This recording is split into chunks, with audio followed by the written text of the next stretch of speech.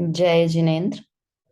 निज स्वरूप को परम रस जामे भर्यो अपार। वंदो परमानंदमय समय सार अविकार। कुंद कुंद मुनि चंद्रवर अमृत चंद्र मुनि। आत्मरसी बनारसी वंदो पद अरविंद। पंडित बनारसी दास जी कृत नाटक समय सार ग्रंथ के मोक्ष द्वार पर चर्चा चल रही है। कल तक हमारा एक महत्वपूर्ण प्रकरण पूरा हुआ और आज से हमें 12 नंबर के छंद पर चर्चा करनी है। मैं स्क्रीन शेयर करती हूँ।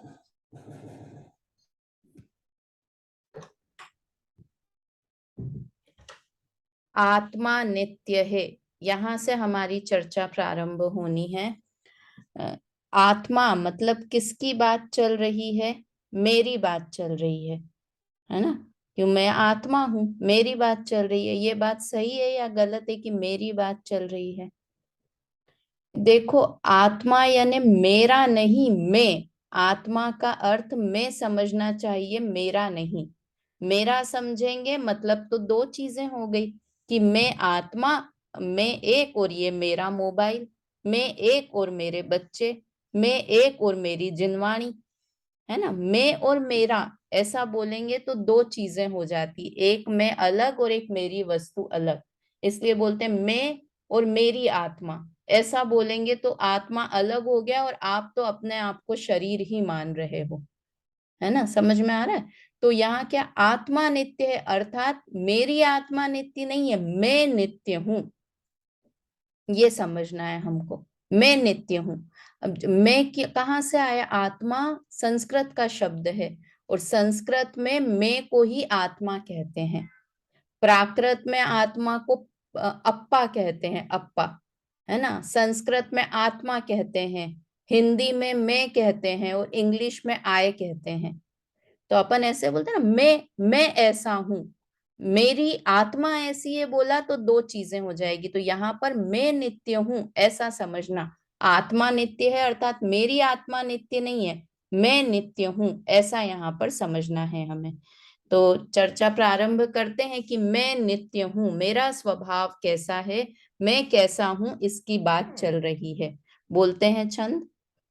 जो कल धोत सुनार की संगति भूषण नाम कहे सब कोई। कंचन तान मिटी है कहे फिर कोटि के कंचन होई। क्यों यह जीव अजीब संजोग भयो, बहु रूप रूप भयो भयो नहीं नहीं दोई। दोई। चेतन चेतन तान गई कबहू तिहि कारण, ब्रह्म कहावत सोई।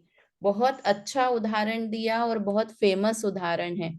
बहुत बार ये उदाहरण सुना होगा। जो कल धोत सुनार की संगति भूषण नाम कहे सब कोई।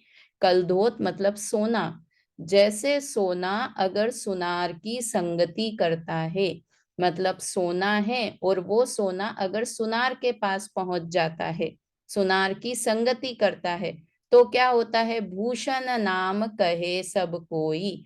तो उसका नाम क्या हो जाता है? भूषण, आभूषण, हार बन गया। वो कान का बन गया, हार बन गया, अंगूठी बन गई, कंदोरा बन गया। मतलब वो अकेला था तब तो सोना नाम पा रहा था, और जैसे ही वो सोने ने सुनार की संगति की, सुनार के पास गया, तो उसका नाम, कभी उसको सोना नहीं बोलेंगे। अगर हम सुनार के पास गए तो क्या बोलेंगे? ये हार कितने का दिया, ये अंगूठी कितने की दी, ये कान के इयररिंग्स कितने के दिए। मतलब उसे हम सोना छोड़कर उसे आभूषण नाम से जानने लगते हैं, है ना? जब किसकी संगति की? सुनार की। किंतु फिर भी क्या है? कंचन तान मिटी तिहि हेतु वहे फिर ओटि के कंचन होई। किंतु उसका सोनापना कहीं चला नहीं गया। वो सुनार के पास गया और उस समय उसका नाम आभूषण हो गया, हार उसका नाम हो गया, किंतु उसका सोनापना कहीं नहीं गया। कैसे पता कि नहीं गया? कि अगर उसे गला दोगे, वही फिर ओटिके कंचन होई, कि उसे अगर गला देंगे, ओटिके मतलब गलाने पर, वह गलाने पर फिर से सोना बन जाएगा। मतलब वो हार की दशा में भी वो सोना ही था, किंतु देखने वाले की दृष्टि कैसी हो गई थी कि उसे सोना नहीं बोल रहे थे। दुकान पे गए तब उसे हार नाम से ही बोल रहे थे कि ये नेकलेस कितने का दिया, ये सोना कितने का दिया, नहीं ये नेकलेस कितने का दिया, है ना। क्या हुआ? तो इस 4 लाइन का, जैसे सोना सुनार की संगति करता है, सुनार के पास चला जाता है, तो उसके पास जाते ही वो सोने का नाम आभूषण हो जाता है, हार हो जाता है, नेकलेस हो जाता है, इयररिंग हो जाता है, चूड़ियां हो जाती है। पर किंतु उसका सोनापना, उसकी कंचनता उस दशा में भी कहीं चली नहीं गई। किस दशा में? कि जब वो सोने का था, जब वह हार रूप हो गया, तब भी उसका सोनापना कहीं चला नहीं गया। कैसे पता चला? कि जब उसे गलाया तो फिर वो वापस से सोने रूप हो गया। तो जब गलाया तब सोने रूप हुआ जब, या वो हार की दशा में था तब भी सोने रूप था? कि हार की दशा में था तब भी सोने रूप ही था। समझदार को वो उस समय भी सोना ही दिख रहा था। कोई अंदर, कोई अनजान व्यक्ति जाएगा तो वो सिर्फ सोने की, उसकी हार की डिजाइन देख के, अरे इतना सुंदर, वो 5 ग्राम का एक है और एक और भी 5 ग्राम का है। अब एक का वो एक का सुनार रेट लगा रहा है 2 लाख रुपए और एक का लगा रहा है 4 लाख रुपए। तो कोई मूर्ख होगा तो वो क्या, डिजाइन देख के बोलेगा कि अरे मुझे तो ये बहुत अच्छा लग रहा है, आप 4 लाख वाला ही दे दो। किंतु समझदार होगा वो क्या देखेगा कि इसमें भी 50 ग्राम सोना ही है, इसमें भी 50 ग्राम सोना है, तो फिर इतनी वैल्यू क्यों इसकी? मतलब उस समझदार की दृष्टि उस समय भी सोने पर रहेगी। तो वैसे ही, ये तो उदाहरण था, अब इसका सिद्धांत कितना अच्छा है। त्यों यह जीव अजीव संयोग भयो बहु रूप भयो नहीं दोई। वैसे ही इस जीव ने जब अजीव का संयोग किया, अजीव का संयोग किया मतलब परद्रव्य का संयोग किया, कर्म का संयोग किया, है ना। अजीव ही है कर्म भी, परद्रव्य भी अजीव ही है। अजीव मतलब अपने अलावा किसी अन्य का संयोग किया, तो क्या हुआ? भयो बहु रूप भयो नहीं दोई। तो वो अनेक रूप हो गया किंतु फिर भी दो नहीं हुआ। कैसे? कि अगर मैं जीव हूं और मैंने शरीर का संयोग किया, तो मैं क्या नाम पा गया? पंचेंद्रिय। जैसे वो सोना नाम पा गया था हार, सोने को भूल ही गए थे। तो अगर मुझे अभी कोई पूछे कि आप कौन हो, तो मैं बोलूंगी मैं पंचेंद्रिय हूँ। पंचेंद्रिय के आगे जीव भी नहीं लगाया। मतलब इतना पुद्गलमय हो गया कि उस समय में अपनी आइडेंटिटी की, मैं क्या हूं, कि मैं पंचेंद्रिय हूं। मैं कौन हूं? मैं संसारी हूं। मैं कौन हूं? मैं बहिरात्मा हूं। मैं कौन हूं? मैं त्रस हूं। मतलब ये सारी चीजें मैं पर संयोग से अपने को देखता हूं, किंतु फिर भी क्या हुआ? भयो नहीं दोई, दो रूप नहीं हो गया। उस समय भी मैं आत्म तत्व ही रहा, मैं आत्मा ही रहा, जानने देखने वाला ही रहा। जो अपन ने ये आगे के छंद में पढ़ा था ना, चेतना लक्षण उस समय भी चला नहीं गया। जैसे वो सोना हार बन गया किंतु उसका स्वर्ण लक्षण कहीं नहीं गया, उसी प्रकार मैं पुद्गल के संयोग से अनेक रूप धारण किए, किंतु फिर भी मैं उस समय पुद्गल रूप नहीं हो गया। मेरा ज्ञान दर्शन स्वभाव मुझसे कहीं गया नहीं, है ना। चेतन तान गई कबहू तिहि कारण ब्रह्म कहावत को सोई। कि उस समय भी मेरी चेतनता कहीं नहीं गई। अब मुझे क्या डर है? देखो, हमारे पास सोना हो और वो सोने का हमने आज से नेकलेस खरीदा हो 10 साल पहले, अब वो आउट ऑफ फैशन हो गया है ना, वो बिल्कुल अब वो डिजाइन कोई नहीं पहनता है, तो हमें थोड़ा डर लगता है कि अरे यार अब तो ये आउट ऑफ फैशन हो गया, अब ये मेरा पैसा वेस्ट चला गया। नहीं, हमको पता है कि ये सोना है, तो ये अभी नहीं है, तो मैं इसको जब भी, अभी 1-2 साल बाद मेरी बेटी की शादी होगी, मैं उसको गला के नया हार बना सकती हूँ।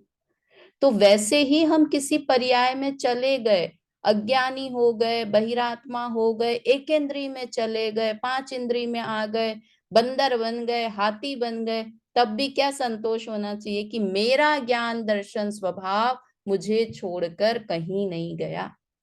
मेरा ज्ञान दर्शन स्वभाव किसी भी पर्याय में चले जाऊं, ये एक कितनी कॉन्फिडेंस देने वाली बात है कि कितना अच्छा स्वभाव आत्मा का है कि वो बाहर में कहीं किसी का भी संयोग कर ले, किस रूप भी हो जाए, किंतु उसका जानने का, देखने का स्वभाव कहीं भी चला नहीं जाता है। तो ये हमारे लिए प्रसन्न होने वाली बात है कि ऐसा आत्म तत्व में हूं, है ना। और यहाँ पर ये बताया आत्मा नित्य हूं, मतलब क्या समझना है, मेरी आत्मा नित्य है ऐसा समझना है बेला भाभी, सुनीता भाभी। मेरी आत्मा नित्य नहीं है, मैं नित्य हूं, है ना। मैं हमेशा हूं, किसी भी पर्याय में चला जाऊंगा, किंतु मेरा अस्तित्व मैं कभी भी नष्ट नहीं होऊंगा। अरे मुझे तो इतने बुरे परिणाम आते हैं, मैं तो इतना राग द्वेष करता हूँ, मेरा तो मंदिर में मन नहीं लगता। अरे कुछ भी हो, किंतु तुम जानने वाले तत्व हो, इतना भरोसा रखो। अगर ये है तो सब मंदिर में भी मन लगने लगेगा और दुख भी नष्ट हो जाएगा। क्या चीज ध्यान रखेंगे कि मैं आत्म तत्व हूँ, मैं ही हूँ वो आत्मा ना, और मेरा ज्ञान दर्शन स्वभाव मुझसे कभी भी जाता नहीं है, छोड़कर मुझे जाएगा नहीं। तिहि कारण ब्रह्म कहावत कोई, ब्रह्म मतलब भगवान, इसलिए आत्मा भगवान है। कौन बोलता था अपने को भगवान आत्मा को? गुरुदेव। कभी भी आत्मा नहीं बोले, हमेशा भगवान आत्मा शब्द ही बोला उन्होंने कि मैं भगवान हूं। अभी मैं तो अभी तो इतनी गंदी पर्याय में हूँ, स्त्री पर्याय में हूँ, इतनी बुरी पर्याय में, तब भी तुम भगवान हो, भगवान आत्मा हो, है ना। तो ये इसलिए इसलिए हर कोई उसे ब्रह्म कहता है, भगवान कहता है। किसे कहता है? मुझे, मतलब किसी और की आत्मा को नहीं, मैं ही भगवान हूं। अभी पर्याय में कैसी भी दशा को धारण कर रहा हूं, किंतु द्रव्य दृष्टि से मैं अभी भगवान स्वरूप ही हूं। ऐसी बात यहाँ पर, ये समय सार की असली शैली है एक्चुअली, है ना। देखो हम कितनी जगह बात करते हैं ना, ये हमने सात तत्व के भी बात करी, अभी मोक्ष द्वार पे आ गए हम, किंतु सब में यहाँ पर बहुत अलग तरह से वर्णन आया। बंध द्वार पढ़ा हमने, किंतु वहां पर बंध के भेद प्रभेदों की चर्चा नहीं की। ये समय सार की शैली है कि भूतार्थ से, कि मुझे कभी बंधन, ज्ञानी जीव कभी बंधन को प्राप्त होता ही नहीं है, ऐसी शैली यहाँ पर प्रयोग की, है ना। पुण्य पाप की, पुण्य पाप एकत्व द्वार पढ़ा, तो अभी तक तो हम करते हैं पुण्य अलग है पाप अलग है, क्योंकि पुण्य का फल अच्छा होता है, पाप का फल बुरा होता है, पुण्य से सुगति होती है, पाप से कुगति होती है। ये अभी तक पढ़ते आए थे, किंतु जब समय सार पढ़ा तो क्या बोला कि अरे पुण्य पाप एक ही है, कुछ क्या गति वति है, तो संसार ही ना, अच्छी गति हो गई बुरी गति हो गई। तो ये समय सार की शैली है कि जहां पर सारी चीजें ऐसे लिख दी कि अरे ये मोक्ष द्वार पढ़ रहे हैं, तो हम अभी तक पढ़ते आए मोक्ष किसे कहते हैं कि सब कर्मों से छूट जाना, उसका नाम मोक्ष है। तो उन्होंने कुंद कुंद आचार्य देव ने कहा ये ज्ञान अभी साइड में रखो, और क्या समझो कि मैं न बंधा हुआ हूं न मुक्त हूं, मैं ऐसा मोक्ष स्वरूपी तत्व हूं। मेरा बंधन भी नहीं हुआ है, मुझे मोक्ष भी नहीं हुआ है, क्योंकि आत्मा तो कभी बंधा ही नहीं है। कर्म कर्म में रहे, जीव जीव में रहा। कर्म पुद्गल है और मैं आत्मा हूं, तो कर्म एक पुद्गल जीव को कैसे बांध सकता है, कैसे दुखी कर सकता है ना। तो इस तरह की ये अद्भुत शैली, तो यहाँ पर भी ये कह रहे हैं कि मैं कैसी भी दशाओं में चला गया, किंतु मेरा भगवान पना, मेरा ज्ञान दर्शन पना कभी भी नष्ट नहीं हुआ, ऐसा आत्म तत्व में हूं। जैसे हमको सोने पे कॉन्फिडेंस रहता है ना, कि कभी भी ऐसा विकल्प नहीं आता कि अरे अब क्या होगा मेरे सोने का, सोना है ना, तो उतना जितना कॉन्फिडेंस सोने का है, उतना कॉन्फिडेंस खुद पर आना चाहिए कि मैं ऐसा ज्ञान स्वभावी तत्व हूँ, ज्ञान वाला हूं, मेरा ज्ञान स्वभाव कभी मुझे छोड़कर कहीं नहीं जाता है ना। लिखा ना, चेतन तान गई कब हूं, कभी भी मेरा जानने देखने रूप स्वभाव मुझे छोड़कर नहीं जाता है। तो इस तरह से ये छंद हुआ। पढ़िए सुनीता आंटी, इसका अर्थ पढ़िए। जिस प्रकार सुनार के द्वारा गढ़े जाने पर सोना गहने गहने के रूप में हो जाता है, पर गलाने से फिर सुवर्ण की कहलाता है, उसी प्रकार यह जीव अजीव रूप कर्म के निमित्त से अनेक वेश धारण करता है, पर अन्य रूप नहीं हो जाता, क्योंकि चैतन्य गुण कहीं चला नहीं जाता। इसी कारण जीव को सब अवस्थाओं में ब्रह्म कहते हैं। हाँ, मतलब ये है छोटा छंद, किंतु इसी पे विचार करते रहे ना तो ही हमारा बहुत काम हो जाए कि संयोग किसका करता है, पर द्रव्यों का, कर्मों का संयोग होता है, तब अनेक अवस्थाएं धारण करता है, किंतु फिर भी उसका चेतन स्वरूप कहीं चला नहीं जाता है। ठीक है, चलिए आगे। छंद नंबर 13 बोलते हैं एक साथ। सुबुद्धि सखी को ब्रह्म का स्वरूप समझाते हैं। ब्रह्म मतलब आत्मा का स्वरूप, मेरा स्वरूप बताते हैं।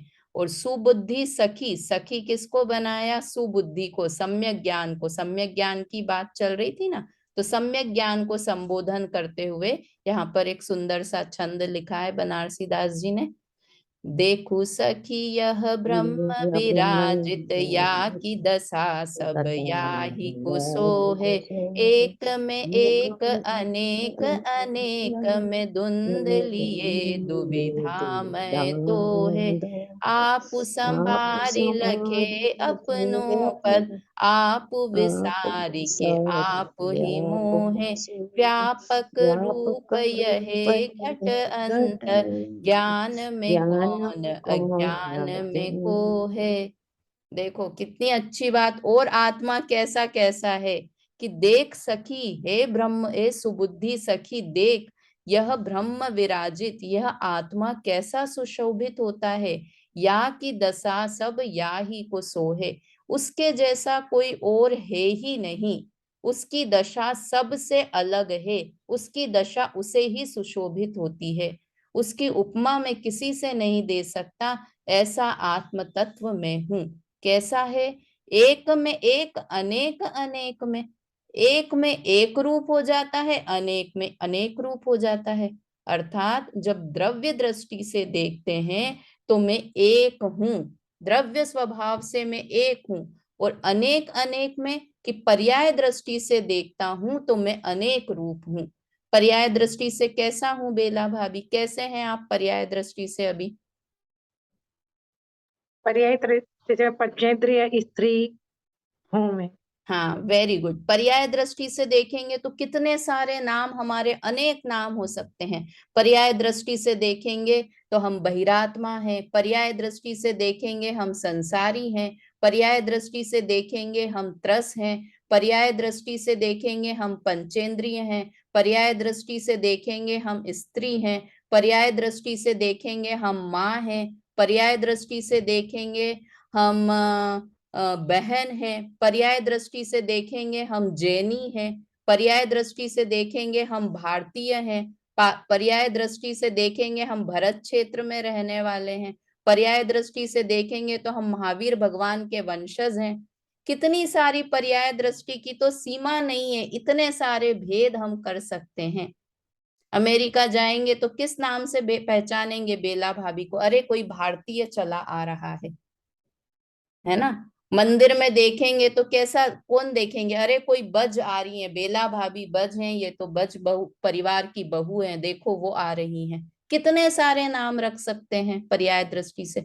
तो अनेक में अनेक रूप हो जाता है और एक में एक रूप ही रहता है। अगर एक ही परिचय देना है कि आप कैसे हो, सब जगह पर, जब यहाँ पर घर में बैठे हो बेला भाभी तब भी आत्मा हो, अमेरिका में चले गए तब भी आत्मा हो, मंदिर में हो तब भी आत्मा हो, नरक निगोद में चले गए तब भी आत्मा है, भगवान बन गए तब भी आत्मा है ना। तो एक दृष्टि से देखेंगे तो एक रूप है, और अनेक दृष्टि से देखेंगे तो अनेक रूप है। ये आत्मा की खूबी है, खासियत है ना। धुंधुलिये दुविधा में दो है, किंतु भ्रम से देखते हैं तो वो दो रूप दिखाई देता है।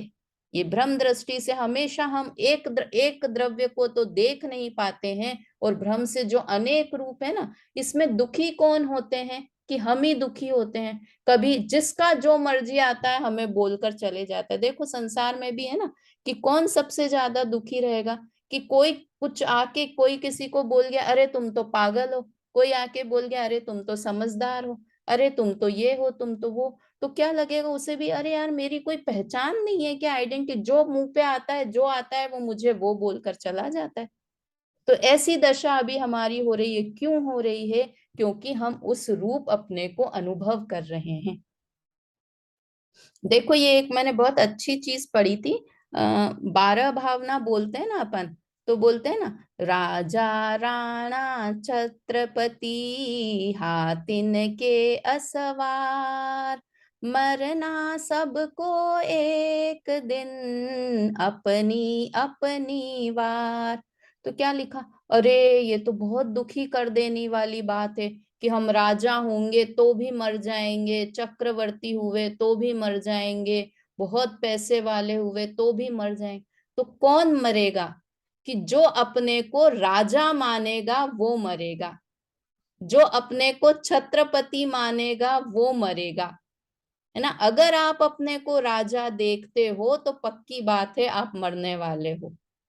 अगर मैं अपने आप को पूजा देखूंगी तो पक्की बात है कि मरण होगा, और ये सत्य है कि पूजा नाम का तो विलय हो जाएगा, पूजा नाम का शरीर तो चला जाएगा। तो जो ये कितनी इस छंद से हम दुखी भी हो सकते हैं, इस छंद को अनित्य भावना को पढ़ के सुखी भी हो सकते हैं, कि जो अपने को इन पर्याय रूप देखेगा वो दुखी रहेगा। अगर मैं अपने को पर्याय रूप देखूंगी कि मैं स्त्री हूं, तो मुझे हमेशा दुख रहेगा कि मैं स्त्री हूं तो मुझे ये सारे कार्य करने चाहिए, स्त्री के हिसाब से रहना चाहिए। तो हमेशा मैं दुखी, अरे मैं ये नहीं कर पा रही, मैं ये नहीं कर। किंतु मैं अगर अपने को आत्म तत्व देखूंगी तो ये स्त्री पर्याय मात्र दिखेगी, इसके कारण मैं कभी दुखी सुखी नहीं होंगी। स्त्री पर्याय का क्षय होगा तो मैं कभी दुखी नहीं होंगी, है ना। तो ये इसकी खूबी है आत्मा की, कि ये एक रूप भी है और अनेक रूप भी है। द्वंद लिए दुविधामय दो है, किंतु जब भी हम ब्रह्म रूप रहते हैं तो हमें दो अवस्था रूप दिखाई देता है। आप संभारू लखे अपनो पद, आप विसारी के आप ही मोहे।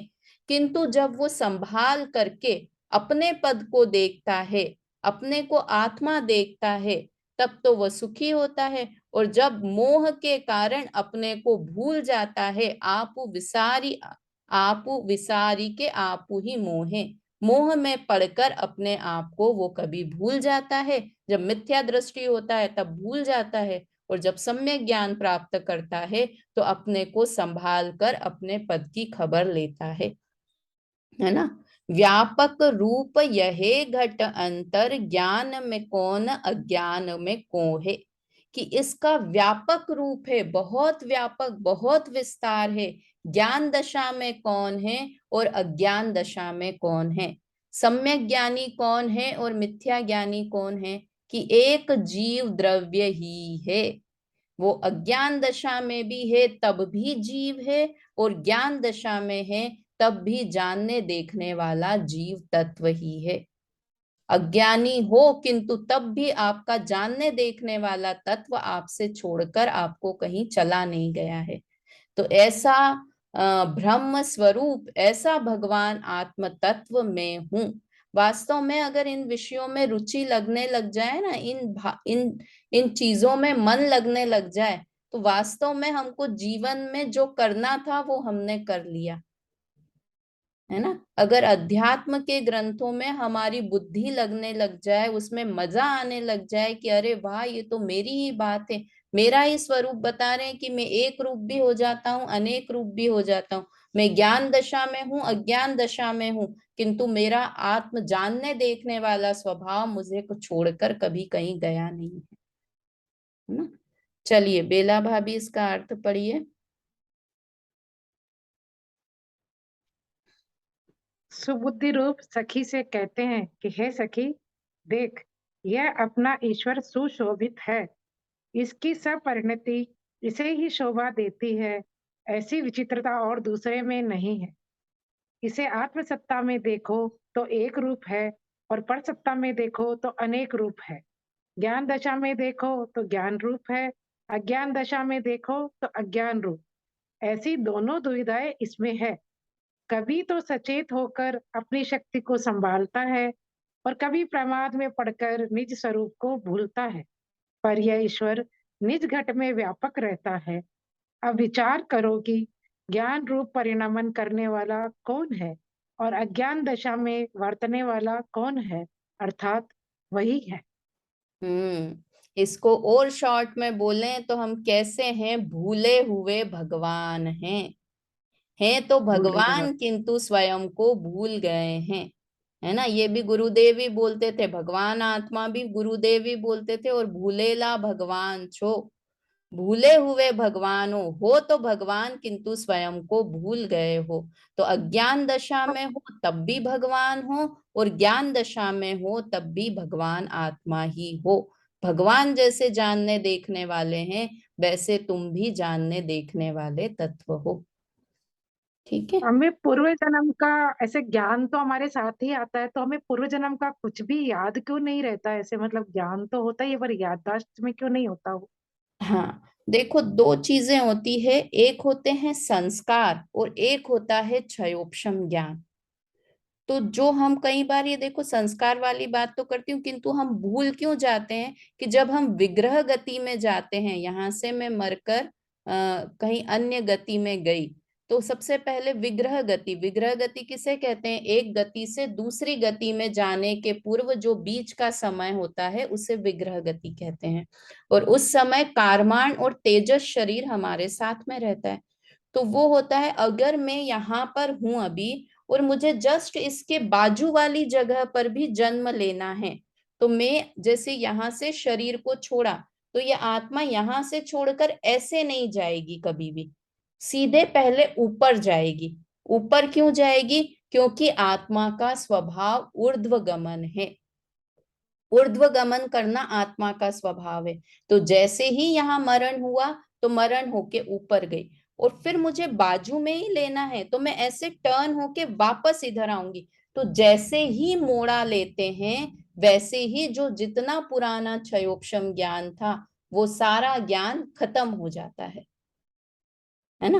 वो मोड़ा लिया मतलब ऐसा रूल ही है कि वो सारा ज्ञान खत्म, फिर आप नई जगह पे गए, किंतु वो वाला ज्ञान तो रहता है कि मैं शरीर हूं।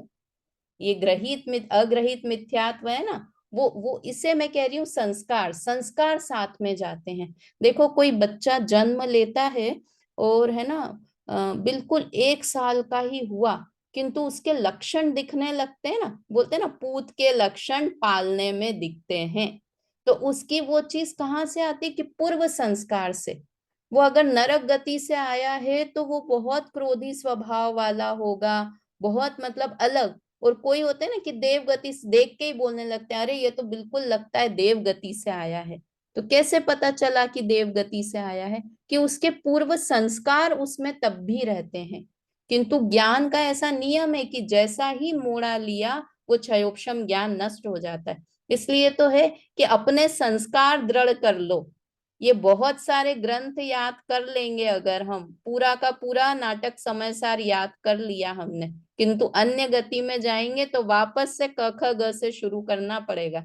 ऐसा नहीं होगा कि अभी क्या याद किया हुआ नाटक समय सार वहां चला जाएगा। तो फिर अभी याद नहीं करें, कि याद तो करो अभी भी, किंतु वो साथ में नहीं जाएगा। अभी मरण समय हुआ, कहीं हम जा रहे हैं हमारे साथ, वो बोलते हैं ना कि गांठ में पड़ा हुआ पैसा और हृदय में पड़ी, कंठ में पड़ी हुई विद्या कभी भी वेस्ट नहीं जाती है। वो पुराने से बोलते हैं, गांठ में पड़ा हुआ पैसा मतलब पल्लू में, पुराने लोग ऐसे, मेरी दादी को भी मैंने देखा यहाँ पर पैसा बांध के रखती थी वो ऐसे। तो क्यों पैसा बांध के? कि हमेशा मतलब जब साड़ी पहनेंगी तो उसमें थोड़ा सा रुपए ऐसे बांध के, अचानक से कभी कुछ भी जरूरत पड़ गई तो खोला और वो पैसा यूज में आ गया। वैसे ही कंठ में पड़ी हुई विद्या कभी भी वेस्ट नहीं जाती। आपने कोई ग्रंथ याद कर लिए, कोई छंद याद कर लिए, तो तो कभी भी है ना, तो अपन यह राग आग दहे सदा ताते समामृत से ये चिर भजे विषय कषाय अब तो त्याग निज पद बेये कहाँ रच्यो पर पद में न तेरो पद यह क्यों दुख। मतलब ये चीजें अगर याद है ना, तो कभी भी मैं बैठी हूँ विचार कर रही हूँ, तो यह राग आग दहे सदा, विचार करके कि ये आग तो मुझे दुखी करने वाला है राग, तो ये कंठ में पड़ी हुई विद्या कभी भी काम में आती है। कहीं ऐसी जगह देखो, एक दो तो चीजें ऐसी सुनी कि अभी एक बार हमारे कोई मेरे मतलब हस्बैंड के फ्रेंड ही थे, उनका बेटा बॉम्बे था और उस बिल्डिंग में आग लग गई, है ना। और वो था शायद 9th फ्लोर पे था, और निकलने की सारी चीजें कि अब निकल नहीं सकता है जब तक फायर ब्रिगेड आएगी, बिल्कुल पैसेज में ही लग गई, उसके गेट से निकलने के चांसेस भी खत्म हो गए, है ना। और वो थोड़ा संस्कारी था, अब जब तक फायर ब्रिगेड आई हो सकता है बच जाए, हो सकता है खत्म हो जाए। और उसके पास घर में कुछ भी नहीं था, मतलब कोई जिनवाणी नहीं, कुछ भी नहीं, किंतु पहले बचपन में पाठशाला पढ़ा हुआ था, तो थोड़े बहुत उसे स्तुति वगैरह याद थी। तो वो आधा घंटे का समय था, उसने जब बाद में मिला तो वो ऐसे बताया था, आंटी मुझे ऐसा लगा कि मुझे कितना अच्छा है, मुझे ये सब चीजें याद है ना। उसने अपने पापा मम्मी को भी फोन लगाया, तो उन्होंने भी यही कहा कि तुम तो बस जो आता है उसे बोलते, थोड़ी देर में उनके फोन के कनेक्शन वगैरह भी चले गए, क्या दिक्कत हुई, तो बोला उसे सिर्फ जो याद था वो ही उसे काम में आया।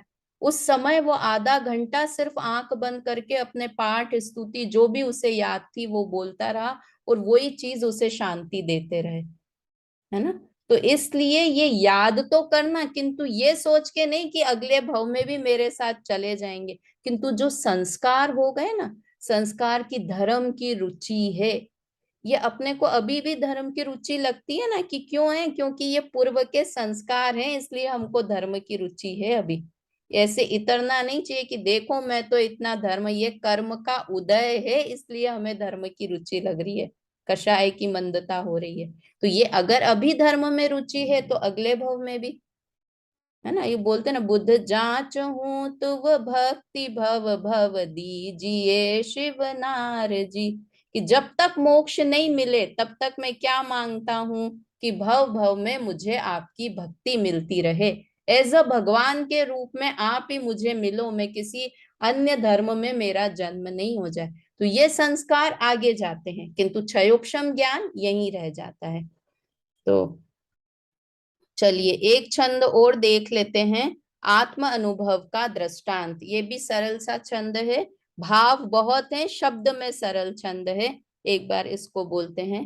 जो नट एक धरे बहु भेक कला प्रगटे बहु कौतुक देखे आप लखे अपनी करतूति वहे नट भिन्न विलोकत भेके त्यों घट में नट चेतन राव विभाव दशा धरि रूप विसेखे खोलि सुदृष्टि लखे अखनो पद धुंध विचारी दशा नहीं लेखे। देखो यहाँ पर लिखा कि एक नाटक करने वाला है, नट है मतलब नाट दिखाने वाला, एक्टर है, आज की भाषा में एक्टर। तो वो क्या करता है, बहुत सारे रूप वेश धारण करके नाटक दिखाता है। और क्या होता है कि जो नाटक देखने वाले हैं वो उसका रूप देखकर उसे उसी रूप का समझने लगते हैं कि ये तो वही है। जैसे पुराने जमाने में रामायण आती थी, तो वो राम तो किसने एक्टिंग की थी, सीता की दीपिका नाम की एक्ट्रेस थी, उसने एक्टिंग की थी। तो सब लोग अरुण गोहिल, अरुण गोहिल, अरुण गोविल, अरुण गोविल। अरुण गोहिल, तो वो उसने राम का रोल किया था और दीपिका ने सीता का रोल किया था। तो सब लोग उन्हें, वो कहीं रोड पे भी निकले ना तो उनके दर्शन करें, उनकी भक्ति करें। साउथ में तो उनके मंदिर बन गए, किसके, अरुण गोहिल, और सीता की जगह दीपिका को विराजमान कर दिया। मतलब जो दूसरे देखने वाले हैं वो उनकी कला से ऐसे प्रभावित होते हो जाते हैं कि उन्हें उसी रूप में देखने लगते हैं। किंतु आप भी लखे अपनी करतूति वहे नट भिन्न विलोकत भेके। किंतु जब वो नाटक करने वाला एक्टर अपने आप को कांच में देखता है तो वो ये समझता है कि ये जो वेश दिख रहा है ये अलग है और मैं अलग हूँ। मैं तो अरुण गोहिल हूँ, मैं तो जो हूं वैसा हूं, ये तो मैं एक्टिंग कर रहा हूँ बुढ़ा होने की, बड़ा होने की, बच्चा होने की, गरीब होने की, मैं एक्टिंग कर रहा हूँ, किंतु मैं ओरिजिनली ऐसा नहीं हूँ, है ना। मैं ऐसी सिर्फ एक्टिंग कर रहा हूँ। वैसे ही त्यों घट में नट चेतन राज विभाव दशाधरी रूप विसेखे। ऐसे ही इस शरीर में चेतन राजा रहता है। और कैसा है वो चेतन राजा कि विभाव की दशा के कारण अनेक रूप धारण करता है। अनेक रूप का मैं हो गया, स्त्री बन गई, गरीब बन गई, अमीर बन गई, जैन बन गई, है ना। ऐसे अनेक रूप धारण कर लिए, किंतु खोली सुदृष्टि लखे अपनो पद धुंध विचारी दशा नहीं देखे। किंतु जब मुझे सम्यक ज्ञान होगा, जब मैं अपने आप को देखूंगी तो क्या देखूंगी कि अरे ये तो सब बाहर के स्वांग हैं, ये तो मैं पूजा नहीं, मैं आत्म द्रव्य हूँ, है ना। ये जो दो दशा दिखाई दे रही है, तो ये जो अवस्था दिख रही है ये मैं नहीं हूं, मैं इससे भिन्न। अभी तो मैं उसका मेकअप किया हुआ है, वो नट अभी तो राजा का मेकअप किए हुए है, किंतु राजा का मेकअप करते हुए भी वो राजा नहीं है। वो तो जो व्यक्ति है वो व्यक्ति है। इसलिए बाहर से मैंने स्त्री का रूप धारण कर रखा है, बाहर से मैं बिल्कुल स्त्री के रूप में हूँ, सब देखने वाले भी मुझे स्त्री ही बोलेंगे, सब देखने वाले भी मुझे पूजा ही बोलेंगे, है ना। किंतु मैं ऐसा नहीं हूं, मैं इससे एक अलग तत्व हूं।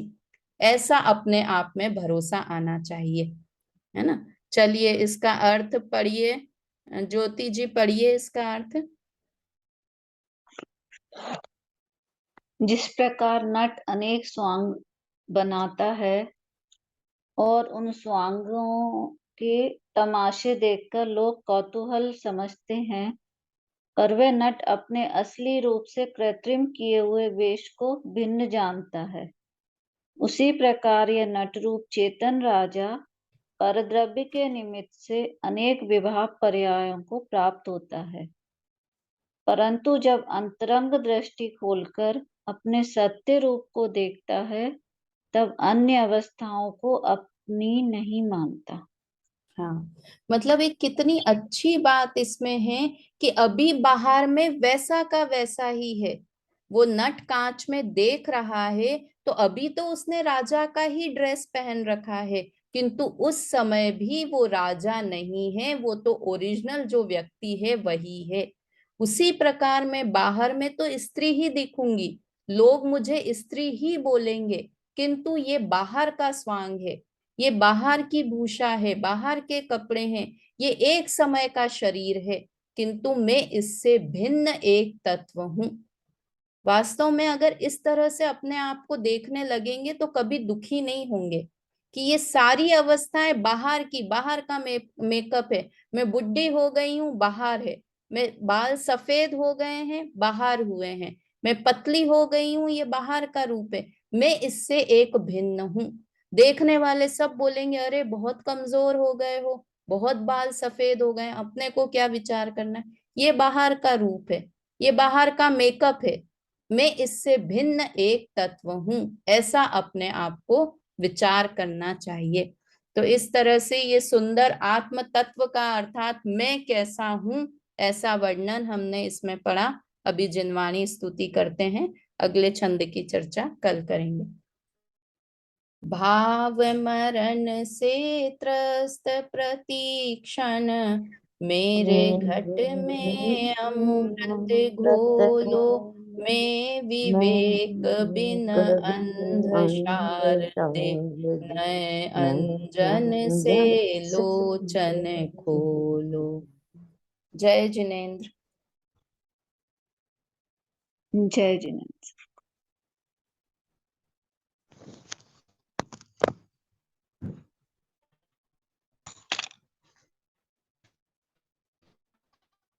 हम्म।